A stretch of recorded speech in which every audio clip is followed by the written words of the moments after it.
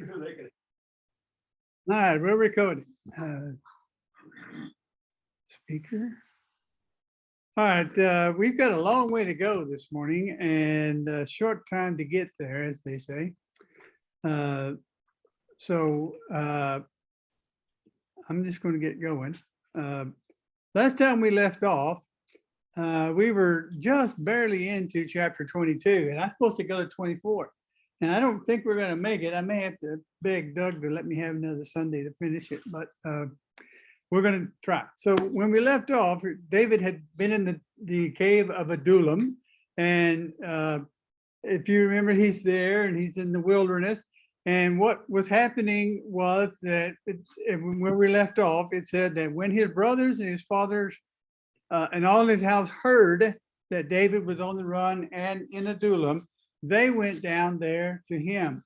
And the point that I wanted to make there was to remember back in chapter 16 and 17. In chapter 16 and 17, what was the situation? David came to the battle where Goliath was. And also, if you remember, when Samuel came to Jesse's house to look for a new king, he went through all the brothers and he said, is that all the brothers you have? Oh yeah, well, there's that one, the kid, he's out in the field, and we'll bring him in. And so David would have basically been forgotten, I guess you might say. He wasn't even considered to be a leader, but that's who God chose. And so then when we see David go to the battle at Goliath, then we see that his brother is really talking trash to him and ordering him around and, what are you doing here? Get back to the sheep, but now it's a different story. David has been a general. He's been leading the armies and been in many battles. And now when his family comes to him, they come in a different way. They come to serve David. They come to support David, to protect David. So it's sort of like it's changed a little bit. His older brother Eliab is not necessarily ordering him around anymore. He's come to support David and take David's orders, because David is now the leader. And so they've come to help him and to protect him. So also, who comes to David? A lot of other people come to David, a lot of other men. If you remember the movie Spartacus, if you remember seeing that back in 1960, I saw it in the theater, I think. But anyway, or maybe it was at the drive-in. But anyway, I can't remember. But the movie Spartacus, what happens? Spartacus is a gladiator slave who rebels, and then as he rebels, his army continues to grow and grow and grow as people like-minded with him join him, and then they do battle against Rome, and they have some victories, but they ultimately fail. This is sort of what's happened with David. David has gone off running by himself. His family has come, and now other people are coming to join him. But David's not going to allow this to be a rebellious band. He is still going to remain loyal for some reason. We know the reason, because he believes that God has anointed him. He remains loyal to the king. He remains loyal to the nation. And he's not going to fight against the nation or try to overthrow Saul with these guys. And he's going to make sure that that doesn't happen. And that's what David does. But who joins David? The people who are distressed, men whose own lives were troubled and who had problems of their own. They're distressed. They're people who are in debt. That's what you need, right? You're running on your own. You're having to beg bread from the temple in order to feed yourself. And then you have a bunch of guys come who are also in debt, and they don't bring anything with them. So that's what you really need, is more people to feed, right? That don't have any income, and who owe people. But also those who coming are discontented. If you remember from the scripture, they're discontented and they're bitter. That word there, discontented, means bitter of soul. They're depressed. They're disillusioned. They're unhappy. They've been left out or left behind. And so they're joining David as they're looking for something. And we look around our world today and we see people are looking for something. And they're grabbing at anything that they think will float in this world. And that's the problem, is they're grabbing in the world and they're not seeking God. And because God is really the only thing that floats forever. And he will not let you down. He will not let you sink. But we grab onto anything in the world because we're disillusioned and we're feeling left out, or we're unhappy with the way things are going. We're bitter of soul, and we see that happening. But who else called such people to come to him? Jesus Christ did, of course, in Matthew 11, 28, 29. What did he say? Come to me, all who labor and are heavy burdened, and I will give you rest. Take my yoke upon you and learn from me, for I am gentle and lowly in heart, and you will find rest in your souls. So Jesus had that same thing. Come to me if you need help. I will lift you up. I will give you rest. So these are the kind of guys who are coming to David. They're distressed. One commentator says these men came to David in distress, in debt, and discontent, but they didn't stay that way. David made them into the kind of men that they needed to be, in a sense. And they're described in 1 Chronicles 12:8 as mighty men of valor, men trained for battle, who handled the shield and spear, whose faces were like the faces of lions, and were swift as gazelles in the mountains. Well, they've got to be pretty swift and sure-footed in those mountains because they're running from Saul, and they're running from an army that's 5 times their size. But you see what David did with these. He took men who were discontented, men who were in debt, men who had trouble, and he brings them in and he makes them into a fighting unit. He makes them into men of valor. What happens when we come to Christ? With all our problems, he lifts the problems up, he enters us with the Holy Spirit, and he makes us what we ought to be. So we see the same image there. When we allow Christ to come in, he will make us what we ought to be. So God uses anointed men, doesn't he? He chose Moses to lead his people out of Egypt, for example. But Moses didn't work alone. Moses had Aaron. He had others around him. David is chosen to lead, but he's now got a group of men around him who are going to be called the men of valor later on. And they're going to be amazing warriors that are surround him. And we'll see that. But God chose David, and then he surrounded him with the men he needed to do what he needs to do. So of course we see the symbolism there. And then in chapter 22, verses 3 and 5, it says, and David went from there to Mizpah, or Mizpah, depending whether it's the masculine spelling or the feminine spelling, but it's the same place, near Moab. And he said to the king of Moab, please let my father and my mother stay with you till I know what God will do for me. And he left them with the king of Moab, and they stayed with him all the time that David was in the stronghold. Then the prophet of Gad said to David, do not remain in the stronghold, depart and go into the land of Judah. So David departed and went into the forest of Hereth. Now I'm going to show you a map in a little while when we get onto the slides of David's trek, this trail that he's run, and it's very convoluted and around. So he's really on the move. But the point I want to make to you here is, what did David do? David is running for his life, literally running for his life. His family has now joined him. He's got a band of men with him, and he's got many things to do, many things to think about. What did David do? First of all, he took care of mom and pop. He said he went to Mizpah, and he said, can my mother and father stay with you? He took care of his parents. And we all understand that's what we need to do. We need to be taking care of our parents, because most of us are the parents. And we need to be preaching this to our kids. No. Just kidding.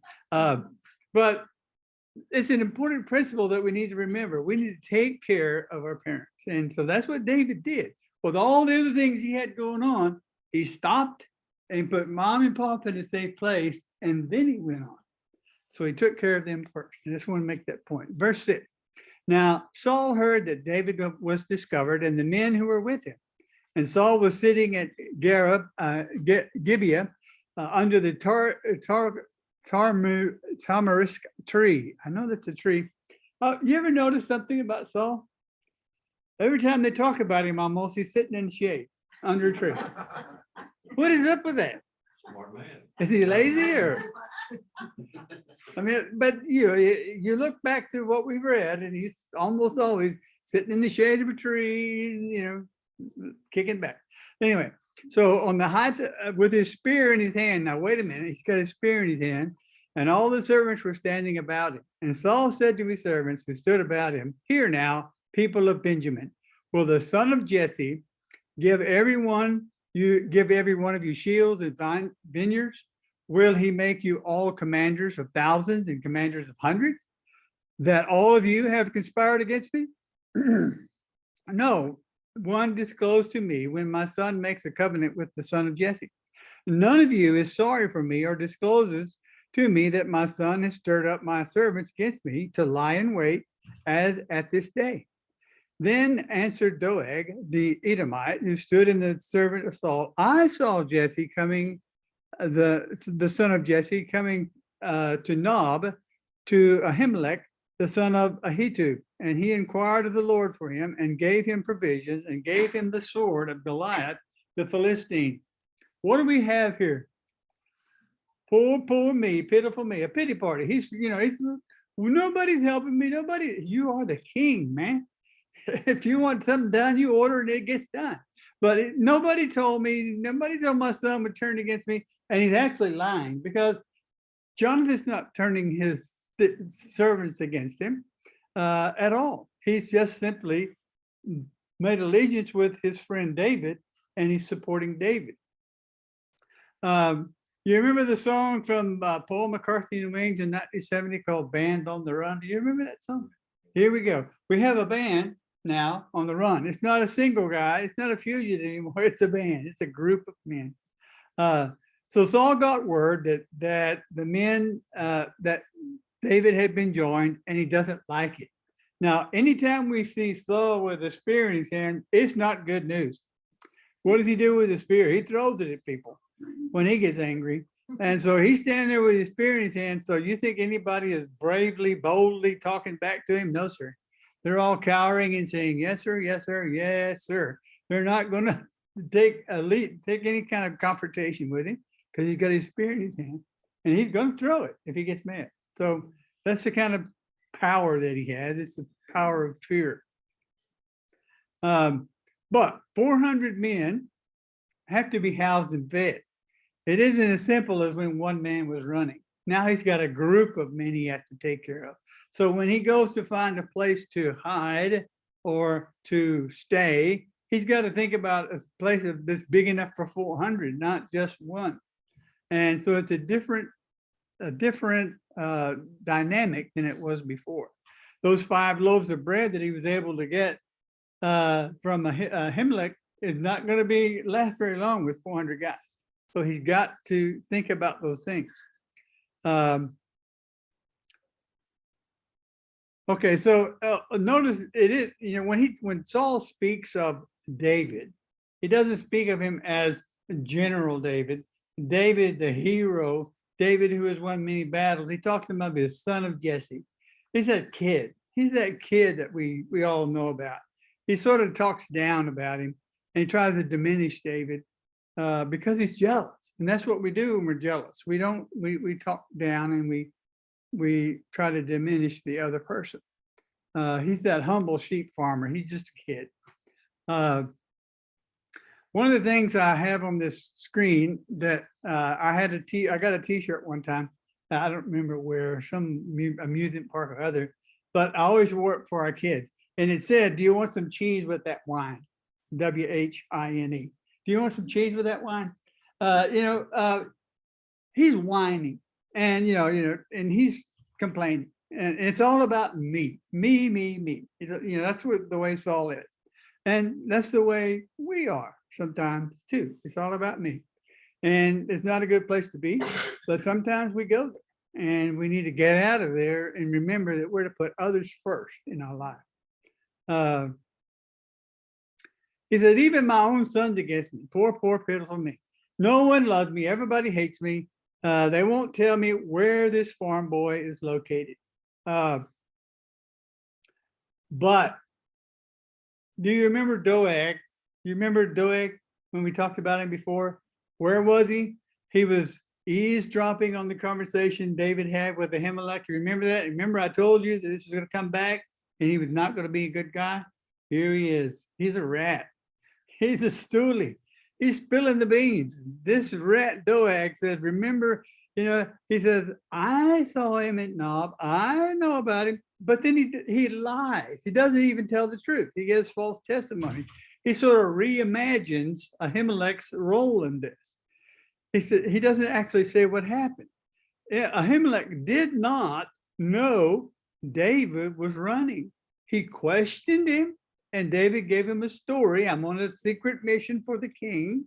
So Ahimelech thought he was helping the king's servant, who happens to be the king's son-in-law. He thought he was helping him to do what the king had ordered him to do. He didn't know, but the way Doeg makes it sound is, he makes it sound as though Ahimelech was aiding and abetting the enemy. And he wasn't. He did, but unknowingly. But he makes it sound like he supported him in doing it. So he tries to make himself look a little better. He embellishes his story a little bit with a lie. And so he gets himself ingratiated to the king. All right, so he goes on in verse 11. And then the king sent to summon Ahimelech the priest, the son of Ahitub, and all his father's house, and the priests who were at Nob, and all of them came to the king. When the king calls, everybody comes. So they all came. And Saul said, hear now, son of Ahitub. And he answered him, here I am, Lord, my Lord. And Saul said to him, why have you conspired against me, you and the sons of Jesse, that you have given him bread and a sword and have inquired of God for him, so that he has risen against me to lie in wait as at this day? And then Ahimelech answered the king, and who among all your servants is so faithful as David? Who is the king's son-in-law and the captain over your bodyguard and honored in your house? Is today the first time that I have inquired of God for him? No. Let not the king impute anything to his servant or to all his house, the house of my father, for your servant has known nothing of all of this, much or little. And the king said, you shall surely die, Ahimelech, you and all your father's house. All right, so he tells him the truth. I didn't know any of this, big or small. I didn't know any of this stuff that you're talking about. I don't know what you're talking about. So sly Doeg has ingratiated himself, taken the heat off of the servants that were there and that he was yelling at to begin with, and put everything on to Ahimelech. Everything, all the pressure's there now. So you also notice that when Saul first addresses him, Ahimelech is not ashamed. He's not in fear. He boldly says, here I am, Lord. Here I am. I'm here. Because he believes he's done nothing wrong. But according to Saul, he has. And to the story that Saul had been given, he had. If we look back to when God cursed the family of Eli back in 1 Samuel chapter 2, if you remember, why did God curse the family of Eli? Because his sons were scoundrels, and because Eli didn't do anything about it, and he let his leadership and priesthood slip away and let the nation slip into adultery. So he said that he was going to destroy his house. Guess what? It's coming. So when in 1 Samuel 2:31, it said, behold, the days are coming when I will cut off your strength and the strength of your father's house, so that there will be an old man in your house, not an old man in your house. So there won't be any old men left, because they're all going to be killed. That's what he's saying. And if you remember, Eli's son, Hophni and Phinehas were scouted. So this is exactly what's going to happen. So Ahimelech is not ashamed, not worried, not thinking anything is wrong until he hears the words, why have you conspired against me. And he said, what's he talking about? I don't know what you're talking about. All right. So he says, who's more honored and trusted than David? He's your son-in-law. Why wouldn't I help him? You think this is the first time that I've prayed for him? Why wouldn't you want me praying for him? I don't understand it. Don't bring any charge to me. I did exactly what I thought I should do. I don't know any of this. But in his paranoia and his rage, Saul is not even listening. He didn't even listen to it. He said, surely you will die. And again, like I said, he's echoing God's word. So Saul is ready to take him out. Now, verse 17, and the king said to the guard who stood about him, turn and kill the priests of the Lord, because their hand also is with David, and they knew that he fled and did not disclose it to me. No, they did not know that. But in Saul's mind, they did know that, because that's what he was told. That's what he wanted to hear. That's what he wanted to believe. So that's what he believed. So he says to them, kill them. But the servants of the king would not put out their hand to strike the priests of the Lord. And then the king said to Doeg, you turn and strike the priests. Now, I told you Doeg was going to be an evil man, and here it comes. And Doeg, the Edomite, turned and struck down the priests, and he killed on that day 85 persons who wore the linen ephod, all the priests. And Nob and the city priests, and he put to the sword both men, women, children, infants, ox, donkey, and sheep, he put to the sword. So he killed everybody and everything. Saul ordered his footmen to do it, but they wouldn't move. Now, that are his servants there. Now, and that's most scholars believe they were like a footman. They were like guys who ran along beside him when he traveled. You know, they were really good at running, and they could run really long distances at a pretty high pace for a long time, but they weren't really warriors, and they didn't really have that warrior instinct, is what many of the writers of the commentaries say. So they weren't executioners for sure. And so they didn't move. I guess they were probably frozen in their tracks. No, wait a minute, this doesn't make sense.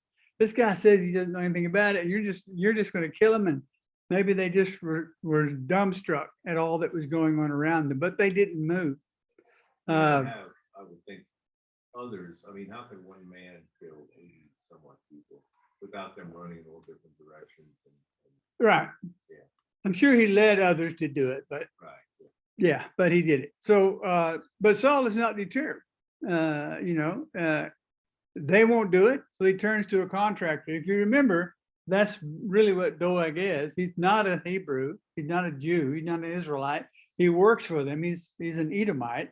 So he turns to him and says, you do it. And he's more than happy to do it, to lead people to do it, or to do it however you want to consider it. And he doesn't disappoint him. All right, so also if we notice back in chapter 15, Saul was reluctant to kill everyone when God directed him to do it. When God said, take them, kill them all. And what did he do? He killed all of them but Agag the king, and he kept the good stuff and destroyed only the stuff he couldn't use. But now, it's a different story. He wants them all killed. All the people, women and children, beasts, everything, he wants it killed. And he's willing to do that. But he wouldn't do that when God directed him to do that. Sort of a change of heart there, but now it's malicious and it's vicious and it's cruel and it's unjustified. But when God asked him to do it, he would not obey God and do what God ordered him to do, and it caused a lot of trouble that has come down the way, and it marked the point where Saul departed from God in that point. So Proverbs 23:7 says, for as a man thinks in his heart, so he is. And Saul's heart is now full of jealousy and hatred, and his actions prove it, because he has this court, he makes this charge. The person, Ahimelech, denies the charge, says, I didn't understand anything about it. Rather than weigh the truth, he immediately says, put them to death, and they're put to death. And everybody was put to death. And then one John Trapp says, a bloody sentence harshly pronounced and rashly executed without any pause of deliberation, without any remorse or regret. This was the worst act of Saul ever did. And so it is a very bloody and tragic thing. Verse 20. But one of the sons of Ahimelech, the son of Ahitub, named Abiathar, escaped and fled to David. And Abiathar told David that Saul had killed the priest of the Lord. And David said to Abiathar, I knew on that day when Doeg the Edomite was there that he would surely tell Saul, I have occasioned the death of all the persons of your father's house. Stay with me, do not be afraid, for he who seeks my life seeks your life, and with me you shall be in safe keeping. So David basically says, it's my fault. I knew when I saw Doeg there, I knew when I saw him that he was going to rat us out. And maybe he's thinking I should have done something, but you might say it's a mea culpa. I'm sorry this happened. I knew it was going to happen. I didn't do anything about it. So first, by just going there and associating with David, he was marked, and Doeg marked Ahimelech. And of course, he lied about it. If Ahimelech had treated David any other way, and David had not been on the run, what would have happened to Ahimelech? Basically the same thing.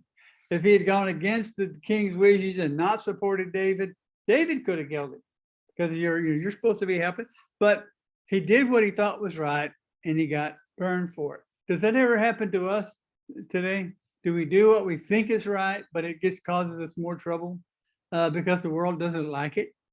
I can tell you there's been times in my working life when I did what was right, and it caused trouble because that's not what the bosses wanted done, but the bosses were wrong, and I did what was right, and it caused problems. And sometimes that happens in life, but we have to do what God directs us to do, whether the world likes it or not. We have to stand for Christ, even if it means we're going to receive from the world trials and tribulations. But now notice Abiathar comes to David. Who's Abiathar? Abiathar is going to become David's priest. He's going to become the guy in his ear for years to come. So he's come to David, and David said, the same guy that's trying to kill you is trying to kill me. Stay with me, you'll be safe. And no better truth to that than if we stay in the will of God, we'll be safe. The world may come against us, the world may kill us, but we'll have eternal life. All right, that ends chapter 22. And so we're going to try, what are we on? Okay. I'm sorry, taking too much time, I know.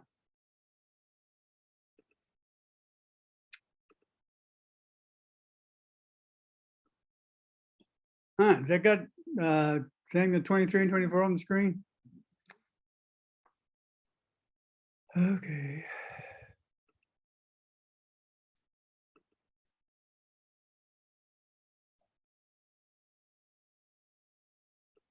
No, I'm not gonna mess around, I don't have time.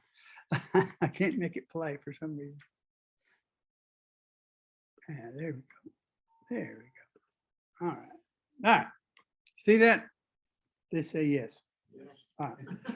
All right. Samuel 23. Sorry. Samuel 23, verse 1. Now they told David, behold, the Philistines are fighting against Keilah and are robbing the threshing floors. Therefore, David inquired of the Lord, shall I go and attack the Philistines? And the Lord said to David, go and attack the Philistines. And the Lord, but David's men said to him, behold, we are afraid here in Judah. How much more then if we go to Keilah against the armies of the Philistines? And then David inquired of the Lord again. And the Lord answered him, arise, go down to Keilah, for I will give the Philistines into your hand.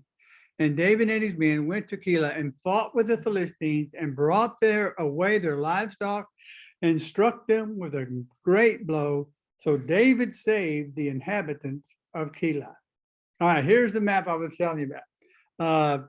And you can see that green line is the path that David is going to take over time as he's running from Saul.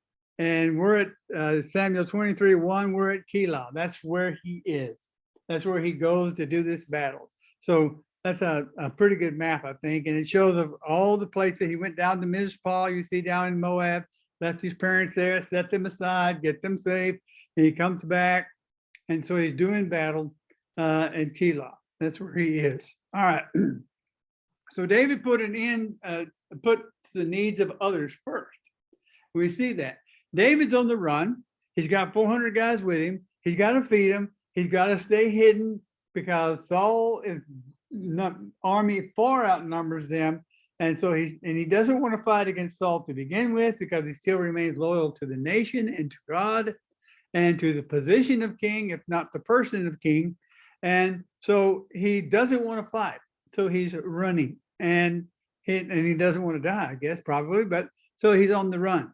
But he hears that the Philistines are attacking a city, an Israelite city of Keilah. So rather than say, well, that's the king's job to take care of them, so I'm not going to worry about it. Or rather than say, if I go there and make a battle, Saul's going to know where we are, and that's not good. Rather than do that, what does David do? He goes to God and he says, God, what should I do? Should I attack the city? And God says, yes, go defend the city, and I'll give them into your hand. And so we see like Isaiah 6:8 that says, then I heard the voice of the Lord saying, whom shall I send? And who will go for us? And I said, here I am, send me. So David still holds his responsibility as a leader of men in high regard. He still holds his responsibility to the Lord sacrosanct. He's not going to break it. He goes to God. He says, God, what do you want me to do? God says, go attack him. I'll give him into your hand. He says, let's go, boys. But the 600 men now, they're afraid because they know they're outnumbered. And they're going to go, why would we want to go all the way up there and fight? It's just not good sense. You know, we're afraid. So what does David do? He doesn't yell at them. He doesn't cause trouble. He just goes to the Lord again. He says, Lord, is this what you want us to do? And God says, yes, go, and I will give them into your hands. And that's what they do. So Proverbs 3, 5, and 6 in the New Living Translation says, trust in the Lord with all your heart. Do not depend on your own understanding. Seek his will in all you do, and he will show you which path to take. And that's exactly what David did. He put all his trust in the Lord. He depended on him, and he asked him what he should do, and God told him what to do. And that's almost what you're supposed to do, because the rest of it is then go do what he told you to do. So it's not just that we hear what God says, it's that we do what God said. And God said, go, David went. And he took his men with him. So in verse 5, David took it says that he took their livestock. Guess what that means? Something to eat and beasts of burden to carry the stuff that they're carrying. Their weapons and all the other things are gathering along the way.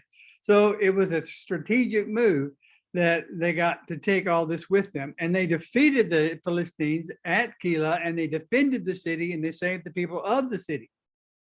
But when Abiathar, the son of Ahimelech, had fled to David at Keilah, I don't know what that said.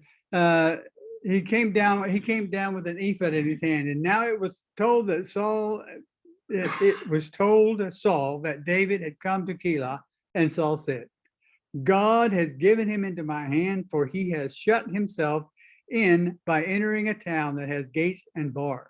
And Saul summoned all the people to war to go down to Keilah to besiege David and his men. And David knew that Saul was plotting to harm against him. And he said to Abiathar the priest, bring the ephod here. Then David said, Lord, the God of Israel, your servant has surely heard that Saul seeks to come to Keilah to destroy the city on my account. Will the men of Keilah surrender me into the hand? Will Saul come down as your servant has heard? O Lord, the God of Israel, please tell your servant. And the Lord said, he will come down. And then David said, will the men of Keilah surrender me and my men into the hand of Saul? And the Lord said, they will surrender you. All right, so we're not going to spend a lot of time there because we've already talked about this before, but on the ephod, what was on the ephod, if you remember? 2 stones. And on those stones, Urim and Thummim or something like that. And what were those stones for? I don't know how they work, but somehow they work to make decisions, yes and no answers. And so we see those questions that we ask, will they come down? Yes or no? Will they give me up to them? Yes or no? And so they use these stones on the ephod to do that. Not quite sure how they used them, but they used them. Urim and Thummim. Anyway, I'm not sure how they used that. I'm not sure that I would be comfortable with our pastors rolling dice to decide what they're going to do with the church. I'm not sure how that worked. I'm not comfortable with that idea at all. But we have to remember that this was something God ordained for them to do. In Exodus 28:30, says also put Urim and Thummim, I think I misspelled it, in the breastplate, so they may be over Aaron's heart whenever he enters the presence of the Lord. Thus, Aaron will always bear the means of making decisions for the Israelites over his heart before the Lord. So it was something that God ordained for them to do. We don't know how they worked. We don't know if they were different shapes. They put them in a bag and they reached in and took them out. We don't know how it all worked, but because there's just not enough in the scripture about it, but there was a way to make decisions. And so that's why he said, bring the ephod. And so they were asking these direct questions to make this decision. So Saul sees an opportunity. David has put himself in a box. Now, you might think, somebody might say, God, why'd you bring me here? Look, I'm in a box. Now, I can't get away. Saul can kill me here in the city because I'm trapped in this city. But that's not what David did. He consulted God on what he should do. And so he started asking God questions and put his faith in God. And these Ziphites that they're at Ziph, where they are, will prove to be very loyal to Saul. So he said, will they give us up? Yes, they will. So it's all about getting his enemy, regardless of who it hurts. He's gathered up all the army to go besiege the city. How does the siege work? Do you remember? They cut off the city from everything, water and food, and they basically starve them to death until they give up. So it's, if the city is too strong to break down the walls, they just cut them off and they let them starve. And so Saul doesn't care who he hurts, just so long as he gets David. And so he goes to besiege the city, and this is not going to be a good situation. And David understands this. He says, "O Lord, the God of Israel, your servant has surely heard that Saul seeks to come to Keilah to destroy the city on my account.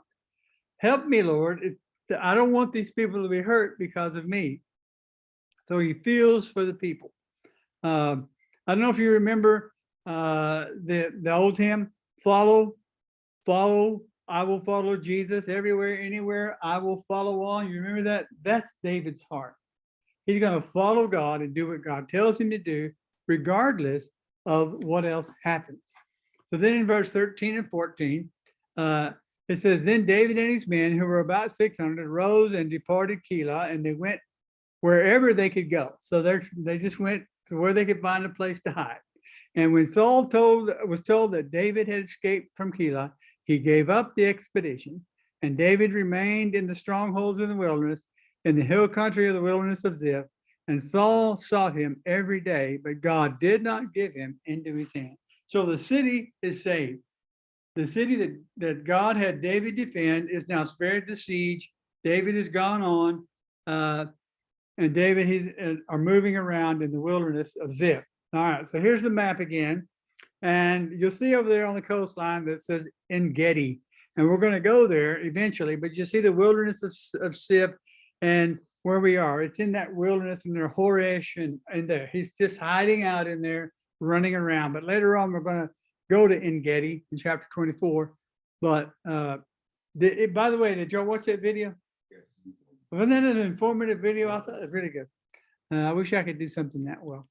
Anyway, verse 15. And David saw that Saul had come out to seek his life, and David was in the wilderness of Ziph near Horesh. And Jonathan, Saul's son, rose and went to David at Horesh and strengthened his hand in God. And he said to him, do not fear, for the hand of Saul, my father, shall not find you. You shall be king over Israel, and I shall be next to you. Saul, my father, also knows this. And the two of them made a covenant before the Lord. And David remained at Horesh, and Jonathan went home. Now, I told you before that David and Jonathan were only going to meet one more time. And this is it. After this, they will never meet again. Even though Saul has promised to be by David's side, they're never going to meet again after this. So he comes, and what does he come to do? To strengthen his hand in God. What does that mean? He's coming to pump him up, to encourage him, to lift him up and say, God is on your side. He's coming to be an encourager of what we might call a Barnabas. I mean, he's lifting him up and encouraging. You know, sometimes we feel like we're losing our grip, we're slipping into trouble, you know, being pulled down, and we need somebody to come along beside us and just lift us up. Pray with us, remind us of who God is, remind us of the God we serve, and remind us that nothing in the world can prevent us from having victory of eternal life. Even if the world kills us, they can't eat you. That's what they used to say. You know, they can kill you, but they can't eat you. You know, but the world may take your life, but only if God allows it. And if God allows it, that means you're going to be with him in glory. So we cannot lose if we're in Christ. So sometimes we need somebody to come along and encourage. And that's exactly what Jonathan does. He goes out to encourage his buddy and his friend. And Isaiah 41:13 says, for I am the Lord your God who takes hold of your right hand and says to you, do not fear, I will help you. And I think that's exactly what Jonathan is encouraging David. Don't be afraid. God has your back. He will not allow this to happen. You will be king. It is going to happen. Just believe in him. Put your faith in him. So he promises to stand with David, and he does for as long as he can. All right, verses 19 to 24. And then the Ziphites went to Saul of Gibeah, saying, is not David among us in the stronghold of Horesh on the hills of Hashilah, which is south of Jeshimon? Now come down, O king, according to all your heart's desire to come down, and our part shall be to surrender him into your hands. There's some nice folks there. And Saul said, may you be blessed by the Lord, for you have compassion on me. Go and make yet more sure. Now go and be my spy, is what he's saying. Go back out and keep an eye on him till I get there. Know and see the place where his foot is, and who has seen him there, for it is told to me that he is very cunning. See therefore and take note of all the lurking places where he hides, and come back to me with sure information. Then I will go with you, and if he is in the land, I will search him out among all the thousands of Judah. And they rose and went to Ziph ahead of Saul. So he sends out spies of the locals to go out and find where David's hiding, find the path that he's taken, you know, find the secret trails that he's using, map it all out, come back and tell me, and I'll come get him. So they're, as I said a while ago, they are extremely loyal. You might even call them sycophants, because they're so loyal, they're willing to do anything. Oh, sure, we're going to be your spy. You know, come on down. When you come down, we'll give him to you. just be happy with us and, bless us. But, and he, notice Saul is very thankful and, that they're having compassion on him. Compassion, really? He's the king. But the only one that's hurting from his jealousy and his anger and his hatred is Saul. And he's making everybody else hurt because he hurts. It's always said that when you're angry at somebody, you're not hurting them, you're hurting yourself. So that's where Saul is. But David, for his part, he's still seeking God and following God. And so he's got now bounty hunters, you might say, looking for him as he goes about. Verses 25 and 29. Now David and his men were in the wilderness of Moab in the south of Jeshurun. And Saul and his men went to seek him. And David was told, so he went down to the rock and lived in the wilderness of Maon. And when Saul heard that, he pursued after David in the wilderness of Maon. And Saul went on one side of the mountain, and David and his men on the other side of the mountain. And David was hurrying to get away from Saul. And Saul and his men were closing in on David and his men to capture them. And a messenger came to Saul saying, hurry and come, for the Philistines have made a raid against the land. So Saul returned from pursuing after David and went against the Philistines. Therefore, that place was called the Rock of Escape.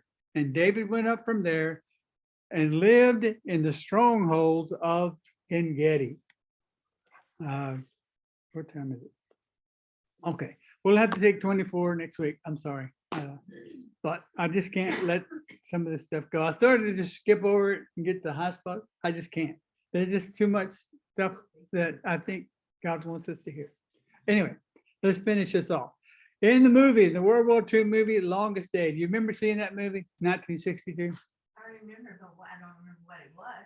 It's a war movie. It was a movie about war. It was a movie about the invasion of Europe. Anyway, in that movie, we have this scene where the American soldiers are going down one side of a wall and the German soldiers are going down the other side of the wall, and they don't notice each other. That's exactly what's depicted here in the scripture. They were on one side of a mountain, and Saul and his army were on the other side of the mountain, and perhaps they were passing in different directions. Maybe they were going around in a circle, trying to hide from them, who knows. But that's how close it was. I mean, They were going down. exactly. That's how close it was. They were just on the other side of the hill from being dead. And so, it's getting close. It's getting hard to hide. And so that's sort of the picture that we're seeing there. But it's very clear that God protected David, very clear, because they're so close. They're just coming around the hill. But then Saul gets word the Philistines are uprising, and Saul breaks off the chase to go fight the Philistines, and David is let go. He's set free. So God's hand was always with David, always supporting him, always lifting him up and hiding him. And so, Saul is frustrated, but David is assured that God is keeping him safe. And then David moves on to En-Gedi. And we don't have time to get into that. We'll go just a little bit, because there's nobody standing at the door yet. All right. When Saul returned from following the Philistines, he was told, behold, I can't see that word. What does it say? Behold, David is in the wilderness at En-Gedi. Then Saul took 3,000 chosen men out of Israel, all of Israel, and went to seek David and his men in front of the wild goats rocks near the spring of En-Gedi. And he came to the sheepfolds by the way where there was a cave, and Saul went to relieve himself. And now David and his men were sitting in the innermost part of the cave, and the men of David said to him, here is the day of which the Lord has said to you, behold, I will give your enemy into your hand, and you shall do to him as it shall seem good to you. And then David arose and stealthily cut off a corner of Saul's robe.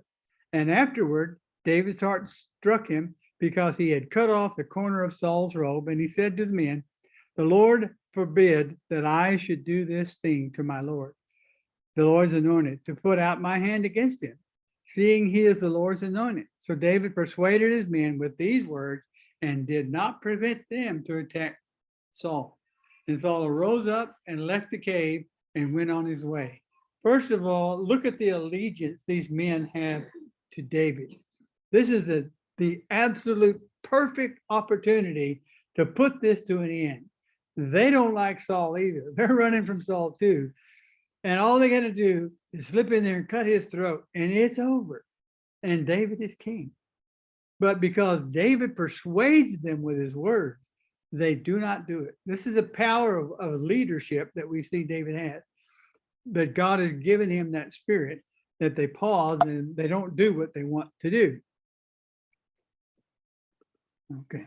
All right. So the spring of Engedi, you saw the video, so we're not going to spend a whole lot of time on this because I want to get to just a little bit other before we quit. All right. So that's an aerial view, the first picture of Engedi area, and Engedi means fountain of kids and goats.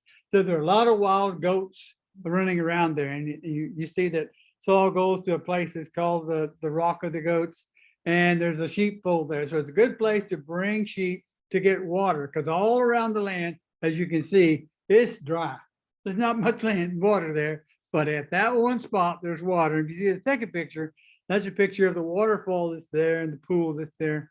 But Isaiah 35:7a says, burning sand shall become a pool, and the thirsty ground springs water, springs of water. So we see that you come toward this area and it's dry, there's no water, it's dusty, it's hot, and then bang, there's this spring in the middle of nowhere, an oasis.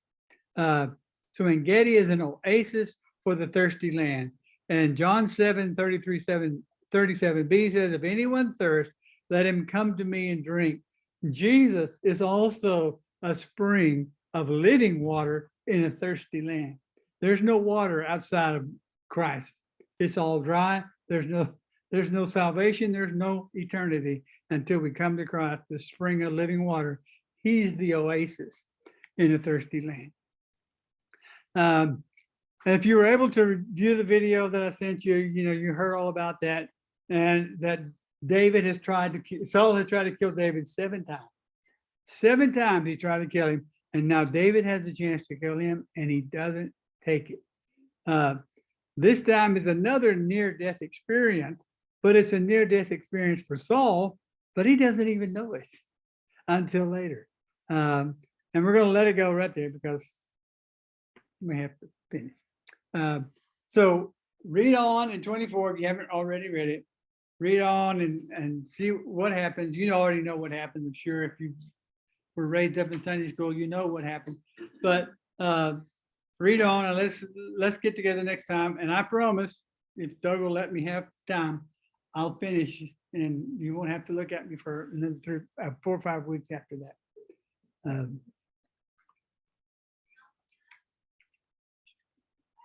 All right, any questions or thoughts or concerns, or just shut up and so we can go? Anything like that? Oh, yeah. The sound was good, Ricky.